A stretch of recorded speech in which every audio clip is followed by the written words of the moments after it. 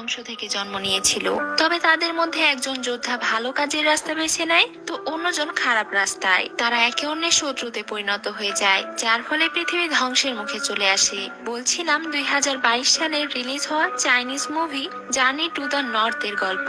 মুভির শুরুতেই হুয়াং নামের এক ছেলেকে দেখি। সে ইউয়ান মাউন্টেনে 100 বছর ধরে বন্দী ছিল। তখনই সেখানে জিংজিও নামের একটা সাদা ফক্স উড়ে তার কাছে আসে। সে হুয়াংকে বলে, তুমি আশা ছেড়ে দিও না, আমি তোমাকে এখানে থেকে অবশ্যই মুক্ত করব।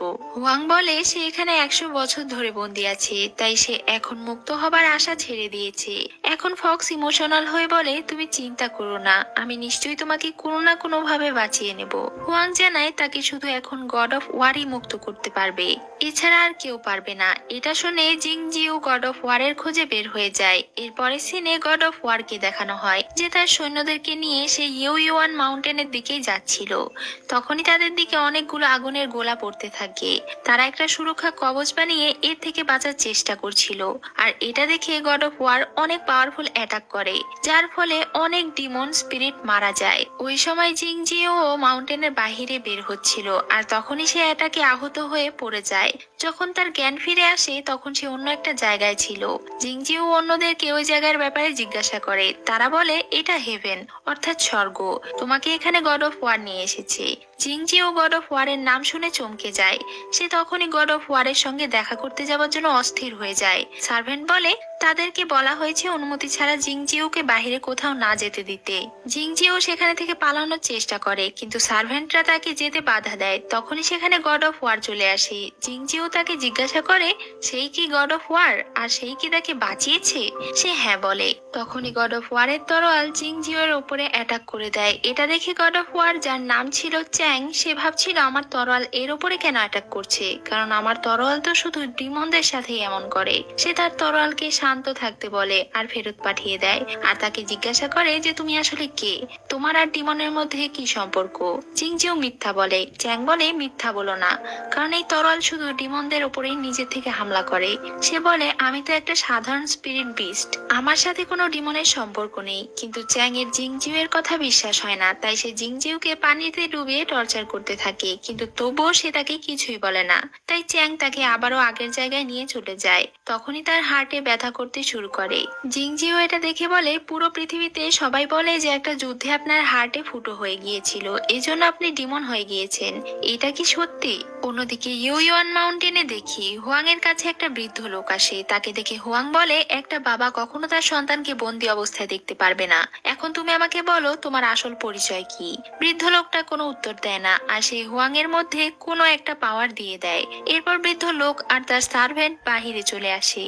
সার্ভেন্ট জিজ্ঞাসা করে আপনি আপনার সব শক্তি হুয়াং এর ভেতরে কেন দিয়ে দিলেন। বৃদ্ধ লোকটা বলে এই মাউন্টেন 5 জন ইমর্টাল রাজা মিলে সিল করে সব ডিমনদেরকে এখানে বন্দি করে ফেলেছিল। এখন ওই সিলকে নষ্ট করার জন্য 5টা এলিমেন্ট স্টোনের প্রয়োজন। সে আরো বলে হুয়াং তার ছেলে নয়। 100 বছর আগে সে যখন ডিমন আর্মিদের মুক্ত করছিল তখন স্বর্গের ইম্পেরিয়রে সে আমাকে থামিয়ে দিয়েছিল।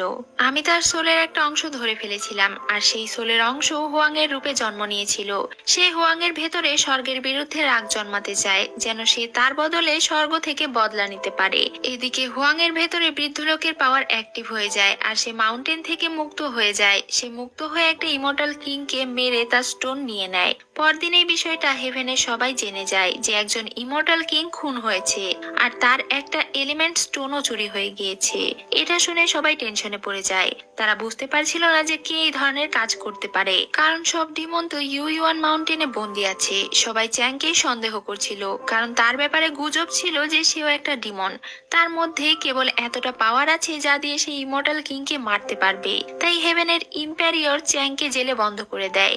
এই কথা যখন জিংজিও জানতে পারে তখন সে জেল থেকে চ্যাংকে মুক্ত করে অন্য একটা জায়গায় নিয়ে চলে যায়। অন্যদিকে হুয়াং আরো একটা ইমর্টাল কিংকে মেরে আরো একটা এলিমেন্ট স্টোন নিয়ে নেয়। তার কাছে এখন 2টা এলিমেন্টাল স্টোন আছে, কিন্তু এই সব কিছু একটা ছেলে দেখে ফেলে। হুয়াং তাকে হিপনোটাইজ করে তাকে গিয়ে সবাইকে বলতে বলে যে ইমর্টাল কিংকে গড অফ ওয়ার মেরেছে।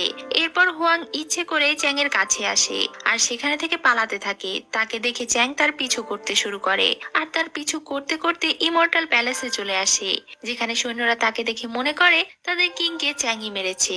তাই তারা চ্যাংয়ের উপরে হামলা করে দেয়, আর বাধ্য হয়ে চ্যাংও তাদের সঙ্গে ফাইট শুরু করে।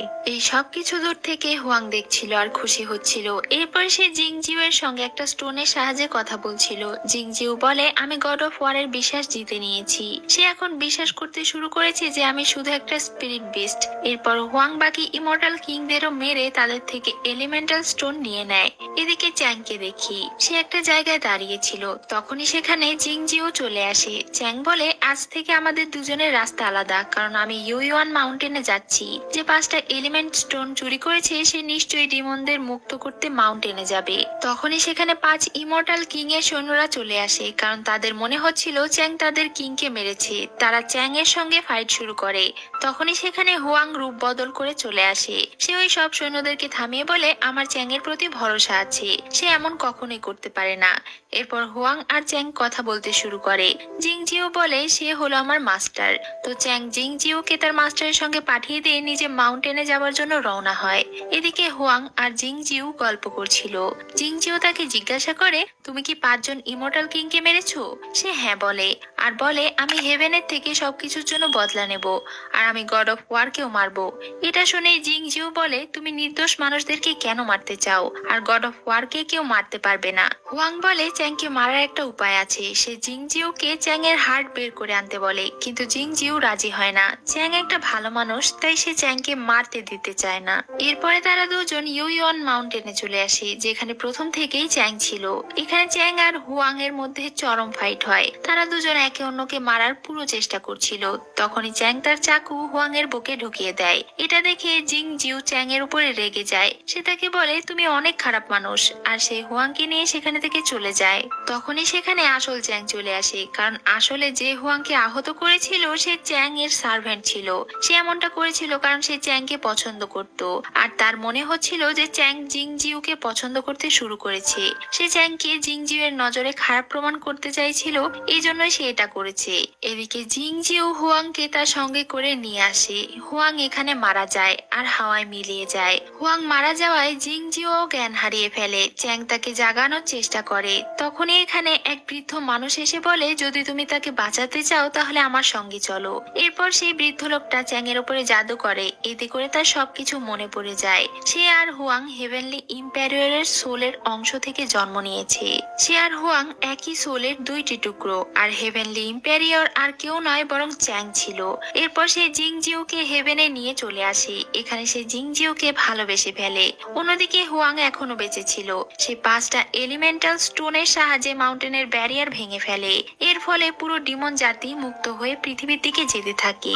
এদিকে স্বর্গে চ্যাং আর জিংজিও বসে গল্প করছিল।